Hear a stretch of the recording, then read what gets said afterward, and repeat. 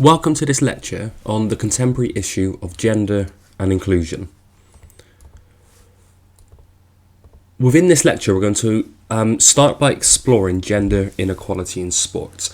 And that will be the first part of this lecture. It won't take that long, but we'll look through some of the data from Sport England and others to showcase the inequality of in sport based on gender.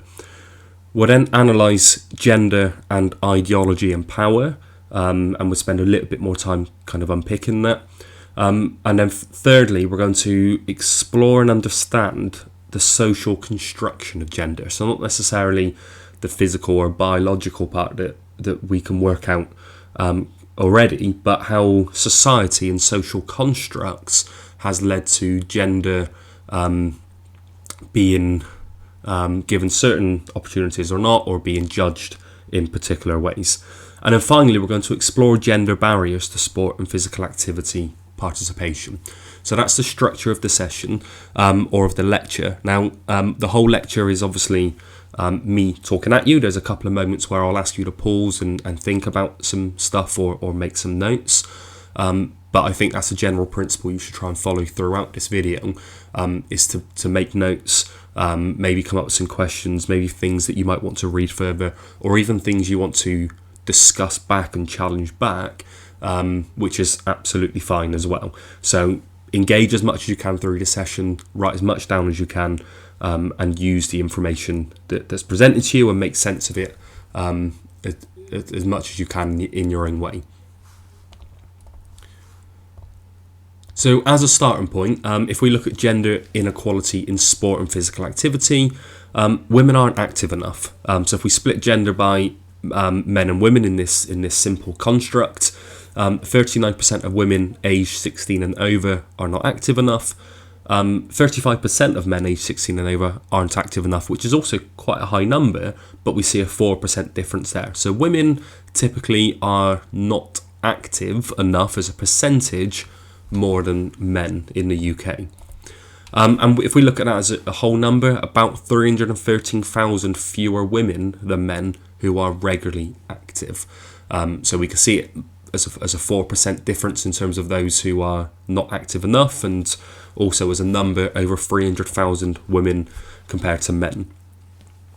More men do sport and physical activity than women at almost every age group, and all of the ways that age are broken down into categories of like 5 or 10 year categories.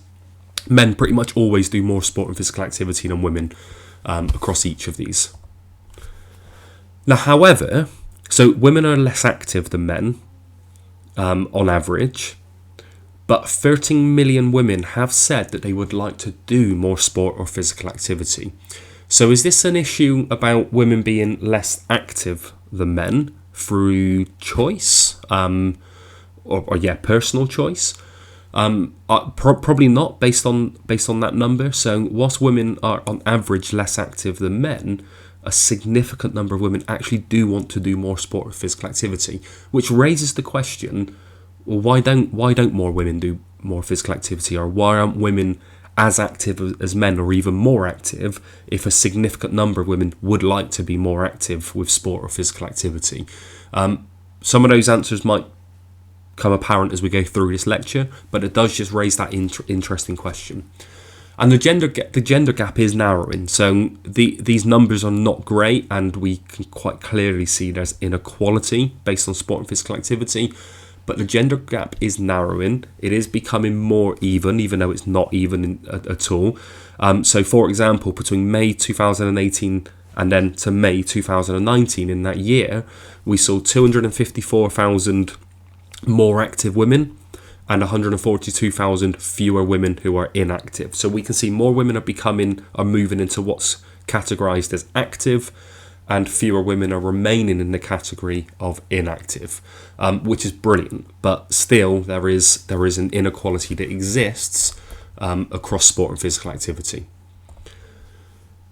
Now, in the context of female participation, I think a really useful starting point would be to say that women are 50% of the population. So even if we think about this in a consumeristic way, in terms of private businesses trying to make money, or creating sporting opportunities, women are half of the marketplace, and therefore if women are less active, that suggests that there's a potential market for these businesses to tap into, because there's a gap in the market in terms of more women are inactive, and therefore we might be able to tap into that from a consumeristic perspective.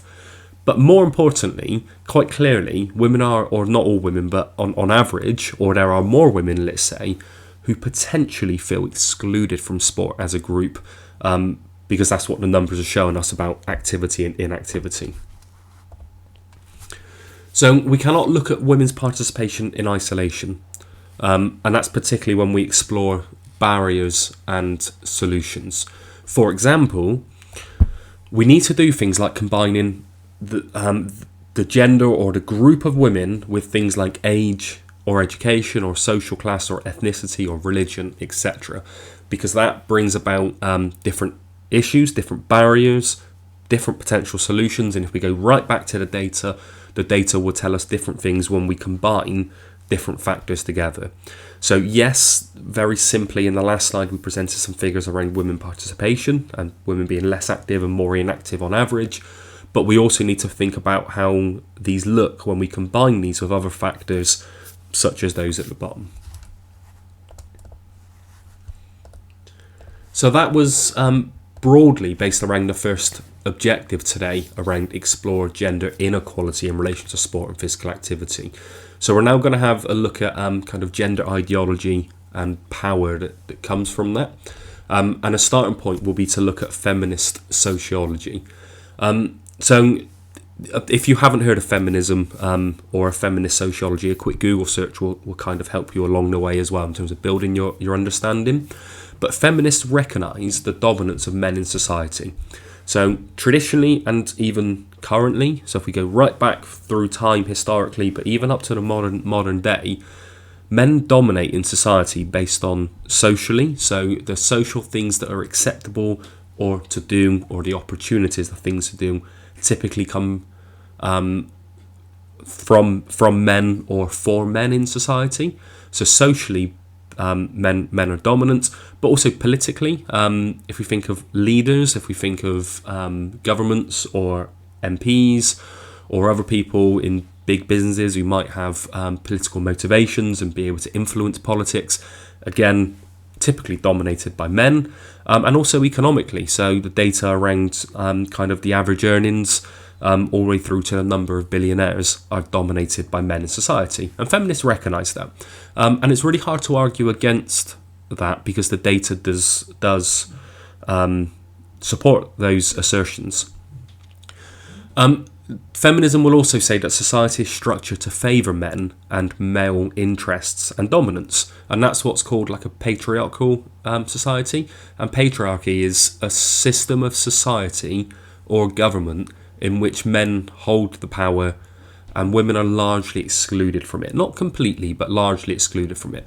And we can think historically about women being more excluded than they are today. So we go right back to like the suffragettes and women's rights, or women being able to work or having to stay at home and raise families, and all of these issues that some people would claim don't exist today. They still do, they just may not exist in the same way.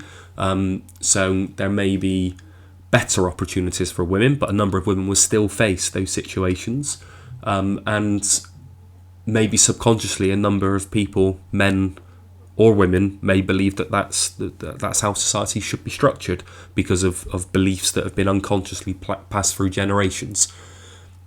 And feminist sociologists highlight inequalities in society and then seek gender equality.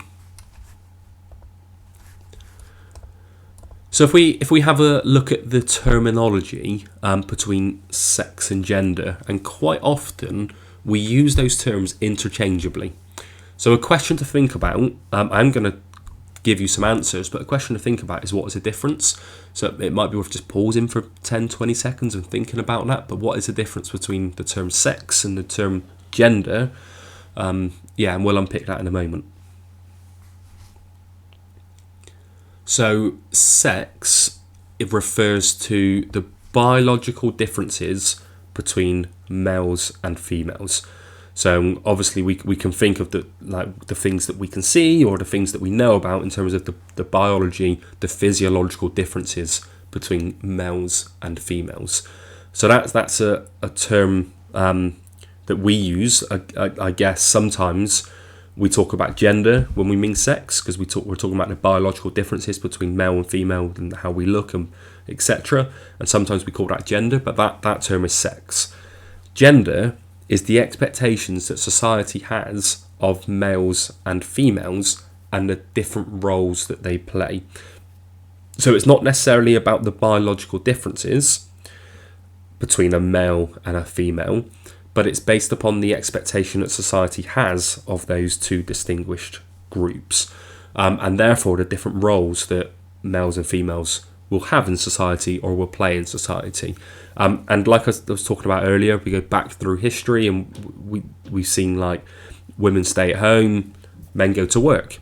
And that affects both genders. Not necessarily positively or negatively, it just affects the way that people live their life. And we can see instances of where that has been quite negative. So the pressure on men in terms of if they lose jobs or have low paid income to try and support their family, versus the pressure on women in terms of playing that role at home in terms of raising families, which can be really difficult and emotionally draining, and not getting much support from the male counterpart in that stereotypical tradition. That can actually be really difficult for both. But there are expectations of the role you should play based on your gender. And gender identity refers to the relative balance between masculinity and femininity, and that's very different because if it's about sex being the biological differences and gender being the role that we play because of that, gender identity, the gender we identify with, is essentially based upon not the biological part of male and female, but the masculinity part or the femininity part, which essentially is linked to things like behaviours, personality, communication, way we dress, etc. So those differences of masculinity and femininity, that's our gender identity, where we identify ourselves with that. I think before we move on, it's really important at this stage to say that I don't even know if the continuum is the best way of describing this, but it's probably better than one or the other. So if you think about masculinity and femininity, where it's not one or the other, we could be somewhere in the middle, we could be leaning more one than the other. So maybe a straight line, and at one end we've got masculinity and femininity, but I'm still sure that's not the best way to think about this, but it's quite a simple way to think about this.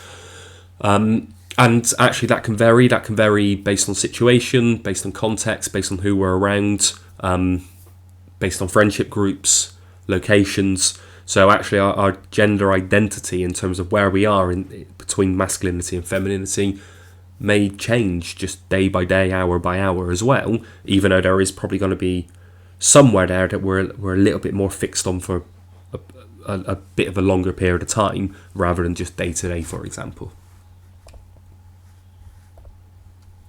So if we think about ideology and power in gender, so Coakley and Pike is a really interesting and useful study to read, not necessarily a study, but it just in terms of understanding this area more broadly. I think that's where I would probably suggest you go to get more information from an academic source. And they're concerned with production and continued reproduction of gender ideology in sport. So the gender ideology, we can see the two pictures on the left there. I've gone really stereotypical, but we can see in the top left, we've got muscles, kind of anger, kind of like winning type behaviours, I guess, with a man. And then in the bottom left, on the other stereotype, we see with women in that picture in terms of being kind of in dresses, being more relaxed, serving tea, smiling, not aggressive, not assertive, more of a bit of a walkover, I guess. And the production and then the continued reproduction of those gender ideologies in sport can be really damaging for a lot of people. And they're also interested in how taken for granted assumptions of gender ideology then constrain gender equity. So equity, so if we start with equality, equality means each individual or group of people are given the same resources or opportunities. So in this case, if we think of it very broadly and very simply across male and female, both groups, both genders are given the same resources or opportunities. Equity recognises that each person or each group has different circumstances, and therefore allocating the exact resources to those people and the exact opportunities needed to reach an equal outcome. So it's not necessarily about having the same opportunity or resource as the other group, because if the other group already has more, what's the point in having the same as them, because they're already above. So if males have more opportunities and suddenly we give males and females the same opportunities, males are already above. So it doesn't actually close up that gap. It just means the gap doesn't necessarily increase. Equity recognises that if there's a gap, we actually need to favour deliberately people lower down that system, or with inequality or less opportunity or less resources. We need to favour and support those people more to reduce that gap between groups of people.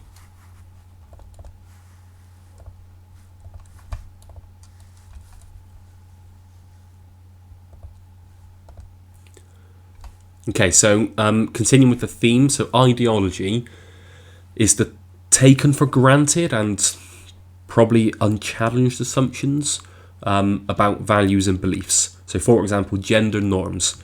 Often they're unquestioned, and they're deeply rooted in identity formation. And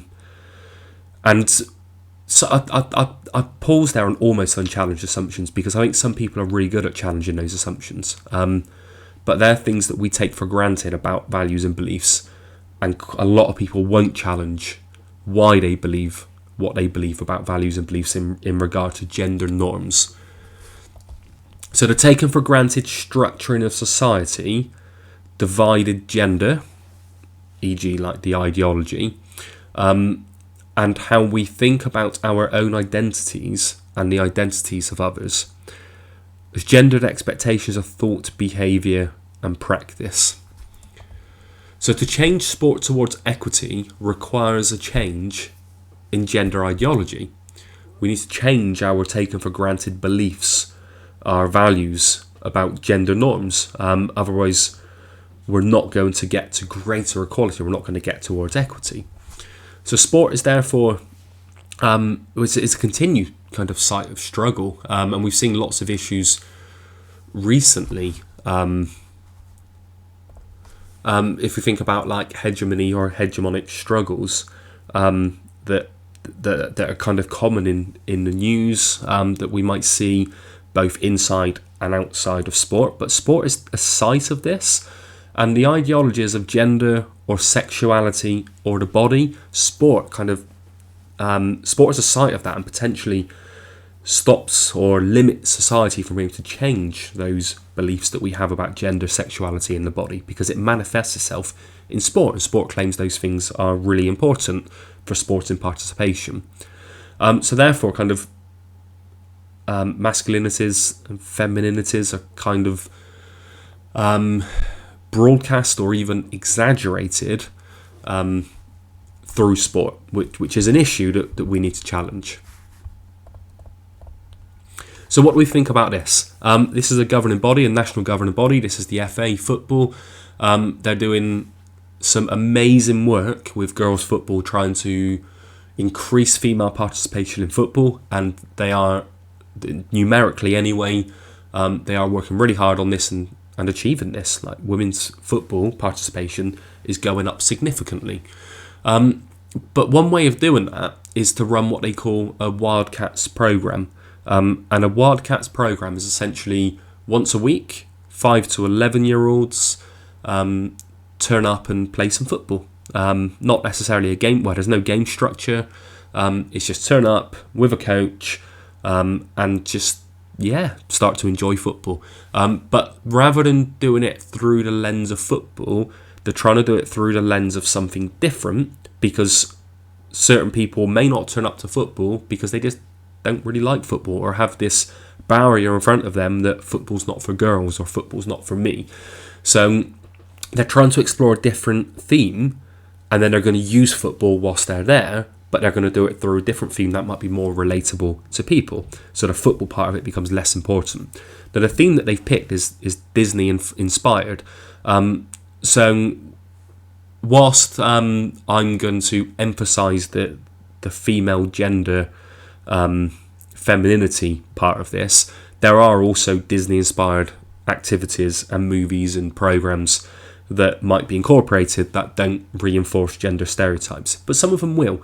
So you might think about certain Disney programs or films that you've watched that might reinforce these stereotypes.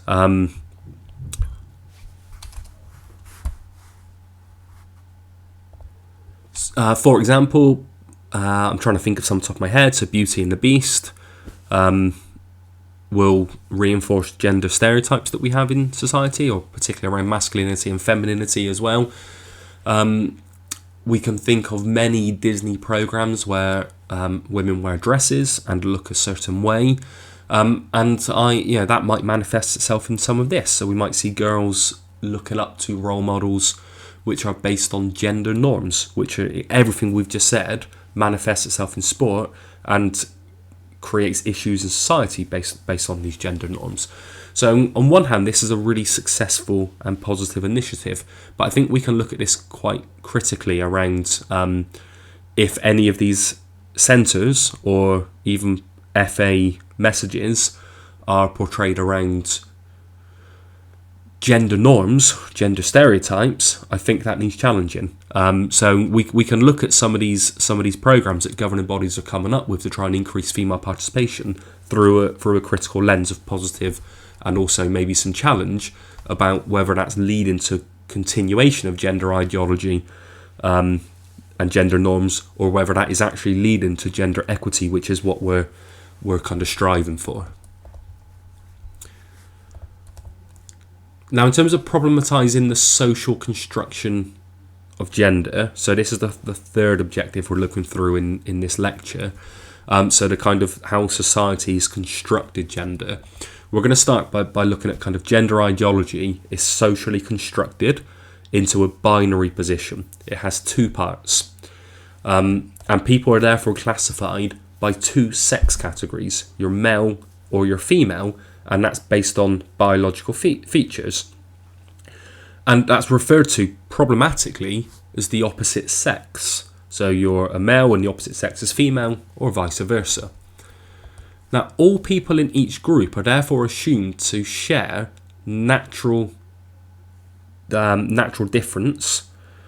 For example, same sex versus opposite sex. So everyone in the same sex group will have the same natural characteristics, physical, biological, and everyone in the opposite sex will have the opposite or the other kind of physical, biological, natural difference. At this stage, I just want to refer to, I'm not suggesting this is right, this is the social construction. Normative expectations of what it means to feel like, think like, act like, behave like, and aspire to be like are aligned to dominant ideological gender expectations. So depending on which gender you are bracketed as, you are, from society and through society, you are told, you are trained to believe, to think like, to feel like, to act like, etc., based on your gender. So for example, we've got statements like, and this does manifest itself in society, a real man or a real woman, because that's the expectation that we are one or the other, and that leads to particular ways of behaving and acting. So another pause point I'd just like you to think about, and pause this for as long as you need to. I want you to think about the characteristics or the traits associated with this binary perspective. So the kind of the male ideology. And I know I've put a picture there in jest in the background for us to look at, but and I'm not suggesting that this is a picture that happens. I'll be massively impressed if any person can pick up a sofa of another person on that easily. But yeah, we've got on one side, we've got the typical male ideology, so the characteristics and traits associated with the real man, this male ideology, and on the other side, the characteristics and traits associated with this real woman, the female ideology. So pause it for as long as you need to. I'm going to move on shortly to the next part.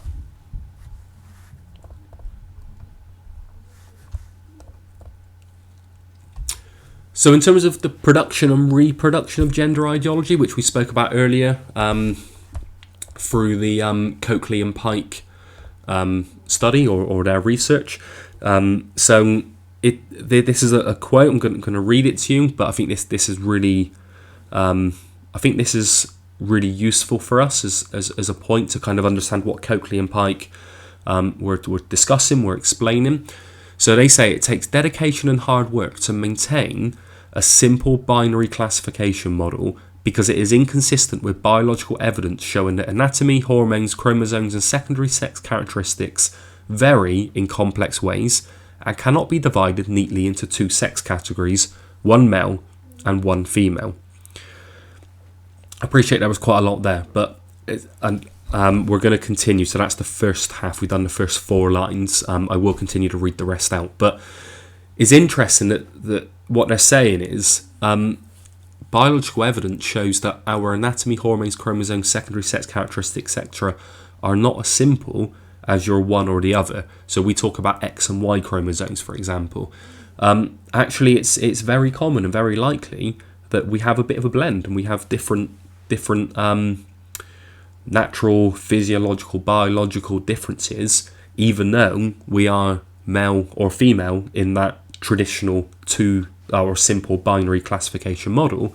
We could actually have biological differences with people in our own classification, but we fail to recognise that as a society. So as biologist Anne Fausto-Sterling explains, a body's sex is simply too complex. There is no either or, rather there are shades of difference. Real bodies have physiological and biological traits which are distributed along a continua rather than or related to these dimensions of biochemistry and appearance. So essentially we've got it wrong. We have this belief that we've got these physiological, biological differences and males are the same and females are the same and that they're apart. But actually that even physiologically or biologically that just isn't true. And it's far too complicated to say it is that simple and that binary. But our view of sex and gender is based on this really simplistic binary and wrong position that we hold in society. So men and women both have testosterone and estrogen. And quite often we would refer to testosterone as the male hormone and estrogen as a female hormone. And there's a couple of examples. Think about one in sport with Caster Semenya around testosterone. And actually we quite often, or not necessarily we, but it's been viewed quite critically with some people looking at gender stereotypes and gender norms, but also it's been viewed by a large number of the public, I would suggest, I've got no evidence to back this up, around the simple binary classification model in terms of maybe she's been through a period of a sex change, or maybe she's cheating around what she's taken to kind of change her hormones. The argument seems to be that this is natural, and as the previous slide said, is not as simple as male or female in terms of our biology, but because we believe it is, and because that's the way our society constructs gender ideology, that's what we do. And therefore, if people break that rule, break the norm, we kind of ostracize it rather than understand it. So if we spend time, effort and money to align with gender expectations, we do spend time, effort and money to align with gender expectations of a binary system. So social construction of gender is performative. It's something we do. So it's the way we behave, it's the way we dress, it's the way we talk, it's the jobs we apply for, etc. It's something we do. And a process of gender socialization, so home, family, education, sport and culture, workplace, Gender socialization occurs in all of these different places. For example, one obvious thing to look at is a gender pay gap. And that could be a gender pay gap based on two people doing the same job. One's classified male, one classified female. Same job, but different incomes, higher for the male. Or it could be the average earnings, if we categorize people as male, female, is lower for female groups. So we've got these issues that manifest itself through all of these different environments or situations. So the binary gender, we're going to link this a little bit to kind of sexuality as well now. So we've got male heterosexual and female heterosexual, and these align to kind of dominant ideological expectations of gender.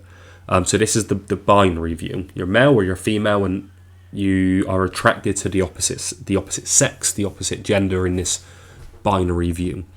A non-binary gender challenges the dominant ideological expectations of gender, which are the basis of homophobia. Because if you don't fit the norm of male heterosexual or female heterosexual, that's the basis of homophobia, that people are different or are different to the norms or different to the social constructs of gender.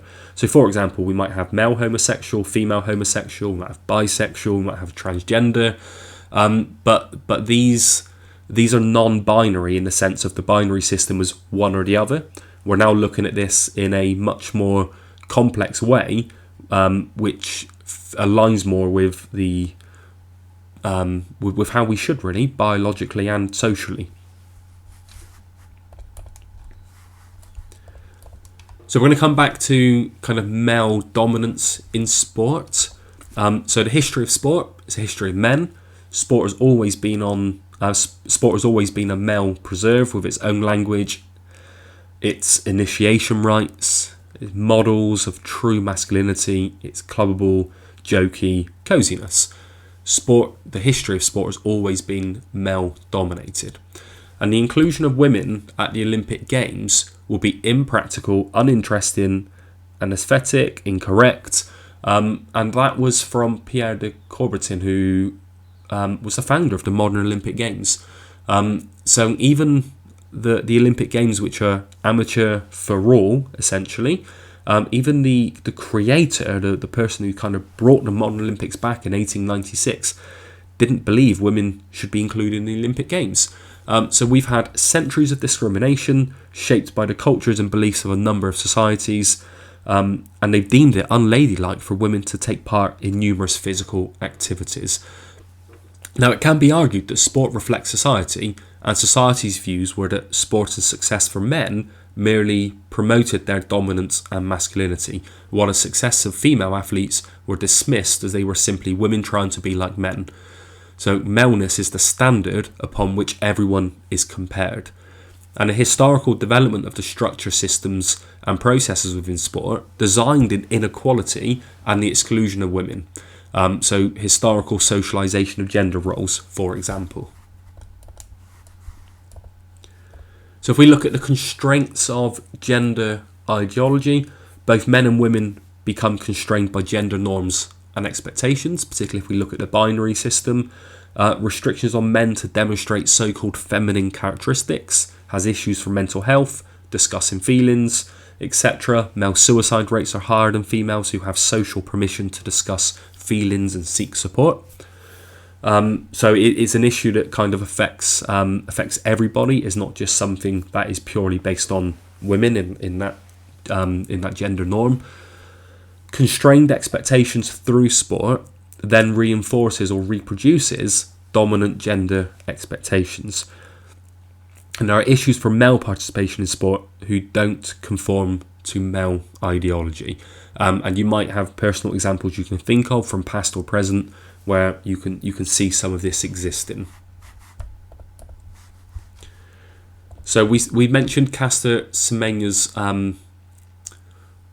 name recently. So this is Caster Semenya. If you don't know much about Caster, then Google it, read some of the articles attached. It's very interesting reading. So we've got a male-dominated culture of sports, attitudes and prejudices about sexuality. Many successful sportswomen, for example, are labelled as lesbian. So we've got these attitudes and prejudices that exist about sexuality.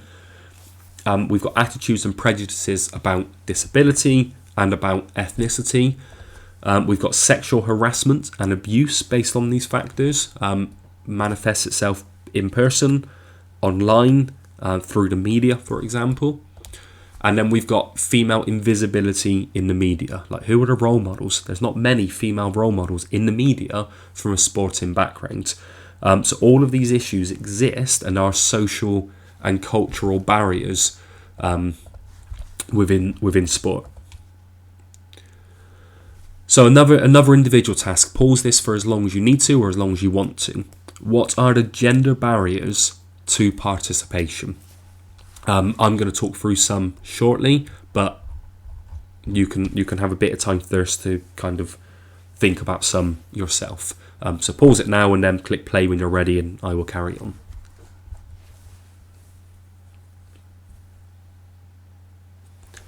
Okay, so we've got a male-dominated culture of sport. It's a particular barrier or constraint to participation. We've got activity stereotyping. So the activity or the sport you do, you might be stereotyped based on gender, sexuality, etc. Certain activities are more suited to particular genders, for example. I don't know many boys or men that play netball for long periods of time. Equally, I know women's football is trying to change, but and women's rugby is definitely growing and getting better. But if you're a female rugby player, you've probably had to face particular stereotypes about your gender or your sexuality, for example. We've got age. Age is a factor. We can link this to family and childcare, for example. So women of a certain age may have different opportunities and maybe less or different or more barriers or constraints because of childcare issues and the gender norms of women looking after kids more and taking maternity leave and taking time off work or going back part-time and looking after the children. A lack of money, so women on average earn less money, maybe linked to some of the reasons we just discussed about childcare and part-time work, etc. But yeah, on average, women earn less money. There's a lack of self-confidence, which is kind of driven by a lot of the stuff we've spoken about in this lecture. There's a lack of time, lack of transport, personal safety or sexual harassment in sporting places. Media representation of sport for women is not great, and a lack of role models. And we can divide these into 5 broad categories. So you might want to write down these categories. The first one is intra-personal. So intra-personal is personal and individual psychological states. So like stress and depression and anxiety, reference group attitudes, perceived level of skill, ability, etc. So that's personal to us and our what we think and our mental state, our psychological state. So that's intrapersonal. Interpersonal is relationships between individuals, and they could be good or bad. For example, we might have playing partners or teammates that we might get on with or not, or friends that we might get on with or not, and that might support us into or out of sport or physical activity. Then we've got things like structural, so family, commitment, finance, the season, the climate, the work commitments, the lack of knowledge of opportunities or transport or facilities. They're structural problems that exist and create barriers and constraints to participation based on gender. And then we've got personal, so things like body image. So adolescent girls, for example, report greater body image dissatisfaction. That will link to barriers or constraints to participation. Clothing and equipment, problem for some cultures with strict dress codes. Or I've heard of a number of women in sport and workplaces talk about how they've constantly got to buy clothes that are designed for men, which doesn't necessarily fit that well. So we've got lots of issues around clothing and equipment. Lack of self-confidence. Girls have less self-confidence than boys, for example, and girls are not as competitive according to some of the evidence. I'm stereotyping or averaging, let's say, there rather than saying that's everyone. And parental and adult influence. For example, adolescent girls place greater importance on adult comments than adolescent boys do. And then we've got practical, finally, so a lack of time, a lack of childcare. Women have less leisure time and have greater burden of care, for example. Less money, lack of transport. So, for example, women with young children, or elderly women, or disabled women, or those in rural areas. Personal safety on the streets or on public transport. Black and minority ethnic women in particular, or disabled women. Funding, so women's sports attract less funding. Access to facilities tend to prioritise male activities, or women activities are at inconvenient times, because that's what the business model apparently dictates. So all of these are barriers or constraints to participation based on gender.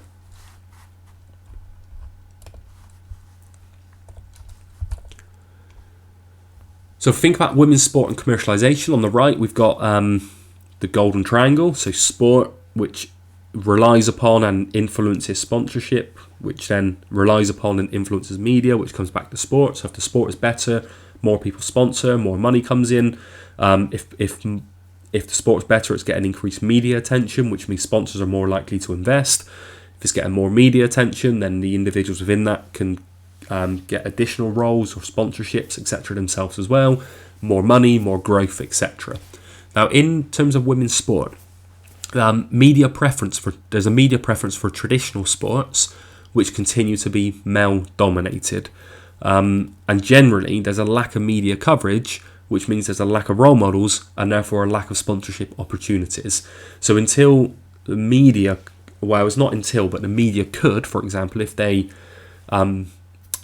focus upon this and try and grow what they do in women's sport, that might attract more sponsorship, and that will attract more money into the sport, which means more investment, which means the sport gets better.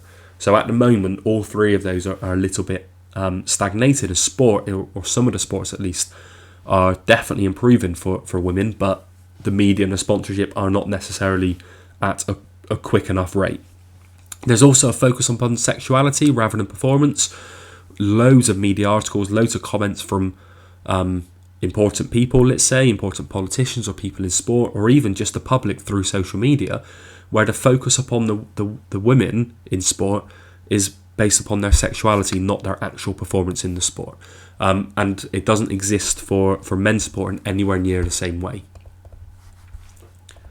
So as a conclusion, relationship between women in sport and women in society definitely exists. The issues we've spoke about manifest itself in both society and sport. The argument that social relations in sport reflect social relations in wider society, so that inequality is still evident in both, and it has inequality in access, opportunity, participation, which means women are a priority group within sports development and sports development initiatives. So there's some reading which I would suggest is more essential around this topic, if you can get any of these. These are really important readings and really useful for developing our understanding. And then there's also some additional recommended readings. So again, these are only recommended, but there's a number of sources there that you might want to go to further enhance your understanding. And then if you go to this website here, womeninsport.org, all of these are different PDF documents from the Women's Sport and Fitness Foundation. So we can explore things in more detail, for example, sport and sexual orientation, teenage girls and dropout, etc. So we can look at some of these in more detail rather than kind of more broadly, as we've tried to do in this lecture.